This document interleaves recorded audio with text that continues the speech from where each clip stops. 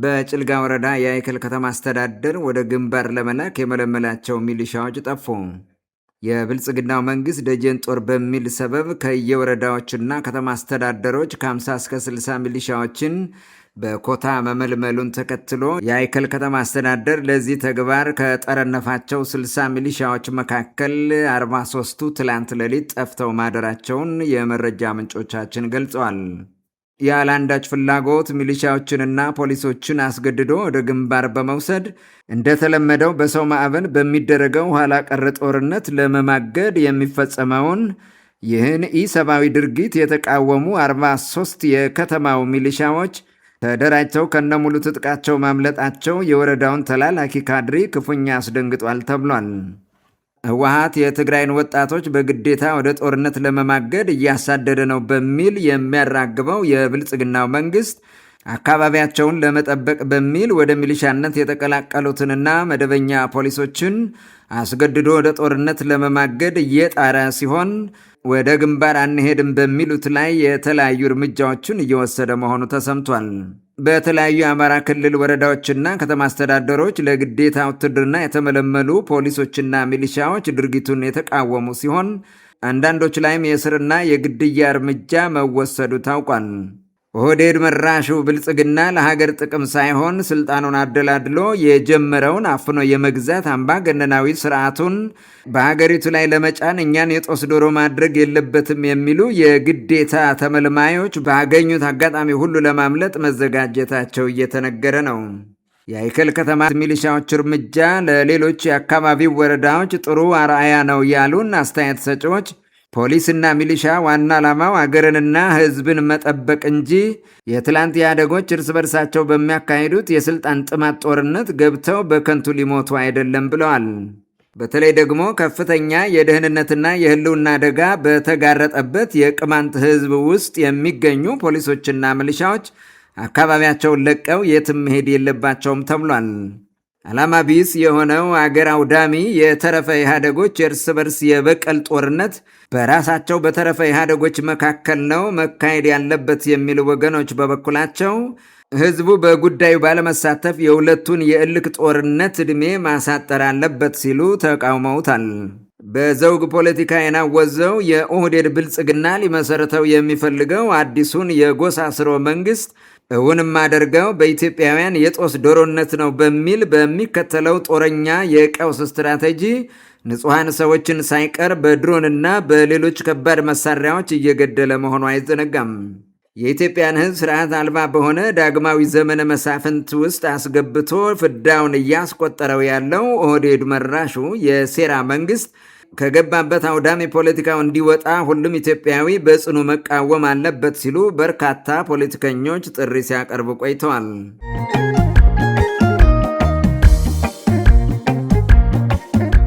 በአይከል ከተማ ሌሊት የሚፈጸመው የተናጠል ግድያ መቀጠሉ ተሰማ። ከሰሞኑ በጭልጋ ወረዳ አይከል ከተማ ግለሰቦች ላይ የሚደረገው የተናጠል ግድያ ተጠናክሮ መቀጠሉን የከተማው ነዋሪዎች ለጃኖ ቅማንት ሚዲያ ተናግረዋል። ባሳለፍነው ረቡዕ ሐምሌ 15 ቀን 2018 ዓ.ም ሌሊት ገዜ የተባለ ወጣት ማንነታቸው ባልታወቁ ሰዎች ተገድሎ ማደሩን የመረጃ ምንጮቻችን ገልጸዋል። ከዚህ በፊት ጃኖ ቅማንት ሚዲያ እንደዘገበው የወረዳው ሚሊሻ አንድ ወጣትን በጥይት መትቶ ክፉኛ በማቁሰሉ ሆስፒታል ከገባ በኋላ መሞቱን መዘገባችን አይዘነጋም። ትላንት ሐምሌ 16 ቀን 2018 ዓ.ም ከምሽቱ 2 ሰዓት ላይ ሰለሞን ካሳ የተባለ ግለሰብ በተመሳሳይ መንገድ ማንነታቸው ባልታወቁ ሰዎች መገደሉ ተሰምቷል። አንዳንድ የመረጃ ምንጮቻችን የጎንደር ህብረት አባል ነው ሲሉ የጠሩት ሰለሞን ካሳ ከማኅበሩና የጠገዴ አርማጭሆ በጎ አድራጎት ከሚባለው ድርጅት ጋር በመሆን አንዳንድ የበጎ አድራጎት ሥራዎችን ይሠራ እንደነበር ታውቋል። የከተማውንም ሆነ የአካባቢውን የጸጥታ ሁኔታ በአግባቡ መቆጣጠር ያልቻለው የወረዳውና የከተማ አስተዳደሩ ካድሪ ከጌቶቹ ጋር በመሆን ከዚህ በፊት እንደለመደው ቀጠናውን የሞት ቀጠና ለማድረግ ያቀደ ይመስላል ተብሏል። አንዳንድ የከተማው ነዋሪዎች በበኩላቸው ሰሞኑን ተጠናክሮ የቀጠለው የተናጠል ግድያ ቀጠናውን በመነወጥ አለመረጋጋት ፈጥሮ ህዝብን ለመጨፍጨፍ አቅዶ የሚሰራ የፋርጣው የጋፋት ማህበር ያቀነባበረው ነው ሲሉ ገልጸዋል። ከዚህ ቀደም ቅማንትን ከመጨፍጨፋቸው በፊት ወደ ቀጠናው ጽንፈኛ ታጣቂዎቻቸውን አስገብተው እቅዳቸውን ለመፈጸም ቀድመው በርካታ ህገወጥ ተግባራትን በህዝቡ መካከል በስውር እያስፈጸሙ ጽንፈኛው የቅማንት ኮሚቴ ነው ለችግሩ ተጠያቂው ይሉ እንደነበር የአካባቢው ነዋሪዎች አስታውሰዋል። አሁንም እየሆነ ያለው ተመሳሳይ የሴራ ተግባር ነው ሲሉ የገለጹልን ምንጮች እየመረጡ የሚገድሏቸው ደግሞ ጠንካራ ግለሰቦችን ነው ብለዋል። ህብረተሰቡ ጉዳዩን በጥንቃቄ በመመልከት ችግሩን ለማስቆም ካልጣረ በስተቀር ወደ ከፋ ሁኔታ ሊሸጋገር ይችላል የሚል ስጋት ተበራክቷል።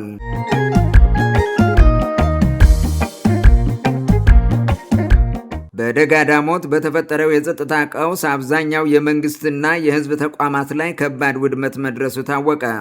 ለወራት በፋኖ ቁጥጥር ስር የነበረው የምዕራብ ጎጃም ዞን ደጋ ዳሞት ወረዳ በቅርቡ መከላከያ ሰራዊት ባደረገው ኦፕሬሽን ከታጣቂዎቹ ነፃ ቢወጣም በወረዳው የሚገኙ የመንግስትና የህዝብ አገልግሎት ሰጪ ተቋማት ሙሉ በሙሉ በሚባል ደረጃ ወድመው ተገኝተዋል። አካባቢውን ለሽፍታ አስረክበው አንጻራዊ ሰላም ወዳለባቸው አካባቢዎች በመሄድ ተደብቆ የሰነበተው የወረዳው ካድሬም መከላከያውና ሌላው የጸጥታ ኃይል ቀጠናውን ከፋኖ ማስለቀቃቸውን ተከትሎ ወደ ነበረበት ስልጣን ለመመለስ ፈረስ ቤት ከተማ ሲገባ ሁሉም የመንግስት ተቋማት ተዘርፈውና ወድመው እንደጠበቁት ተናግሯል።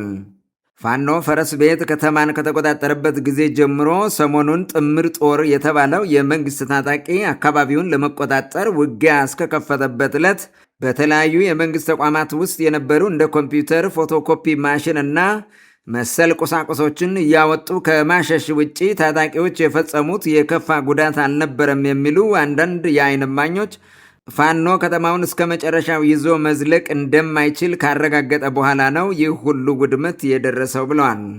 የጤና ተቋማትን ጨምሮ መብራት ኃይል፣ ውሃና የፋይናንስ ተቋማት ላይ በደረሰው አስከፊ ውድመት ምክንያት ህብረተሰቡ ከሕክምና፣ ከመብራት፣ ከውሃና ከገበያ እንቅስቃሴ አገልግሎት መገለሉንም ምንጮች ተናግረዋል። በሌሎች የክልሉ አካባቢዎች እንደሚገኙት የመንግስት ተቋማት ሁሉ በደጋ ዳሞት የሚገኙ ተቋማትን ያወደመው ፋኖ ብቻውን አይደለም የሚሉ አስተያየት ሰጪዎች በበኩላቸው በሙስና የተዘፈቁ የመንግስት ካድሬዎች መረጃ ለማጥፋት ሲሉ የፋይናንስ፣ የመረጃ ቢሮዎች፣ ፍርድ ቤቶች፣ ፖሊስ ጣቢያዎችን እንዲሁም የመሬት አስተዳደር ቢሮዎችን ሆን ብለው እንዲወድሙ አመቻችተዋል የሚል ቅሬታ አቅርበዋል።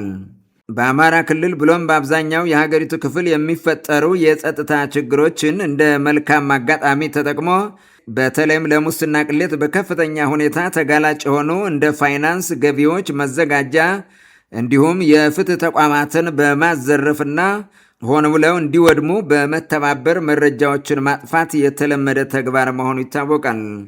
በተለይም በአማራ ክልል ቁጥራቸው ቀላል የማይባሉ የመንግስት ፋኖዎች ከጫካው ፋኖ ጋር ባላቸው የመረጃ የሙስናና የጥቅም ሰንሰለት አማካኝነት ስልጣናቸውን ተገን አድርገው ከሰሩት ወንጀል ለማምለጥና ፋኖ ብልጽግናን አሸንፎ ወደ ስልጣን ቢመጣ በውስጥ አርበኝነት ላበረከቱት አስተዋጽኦ ስልጣን እንዲበረከትላቸው የመንግስትና የህዝብ ተቋማትን በተደጋጋሚ እንዲወድሙ መተባበራቸውን ህዝቡ ጭምር ጠንቅቆ ያውቃል። በተመሳሳይ ከወራት በፊት ፋኖ አብዛኛውን የደቡብ ጎንደርና በርካታ የማዕከላዊ ጎንደር የወረዳ ከተሞችን ተቆጣጥሮ በህዝብና በመንግስት ተቋማት ላይ ውድመት እንዳደረሰ እንዲሁም ሁለቱ ኃይሎች በሚያደርጉት የዘፈቀደ ውጊያ ንጹሐን ዜጎች በግፍ እየተገደሉና ለአካል ጉዳት እየተዳረጉ እንደነበር ጃኖ ቅማንት ሚዲያ ደጋግሞ ወደ እናንተ ማድረሱ አይዘነጋም። መከላከያውን ጨምሮ መንግስት ጥምር ጦር ሲል የሚጠራው የክልሉ ታጣቂ ከሐምሌ ወር መግቢያ ጀምሮ በአራቱ የክልሉ ቀጠናዎች የከፈተው ህግ የማስከበር ዘመቻ ዛሬም የቀጠለ ሲሆን በሁለቱ ኃይሎች በሚደረገው የተኩስ ልውውጥ ከሁሉም ወገን ከሚጎዳው የታጠቀ ኃይል በተጨማሪ ንጹሐን ዜጎች የጥቃት ሰለባ እየሆኑ እንደሆነም ታውቋል።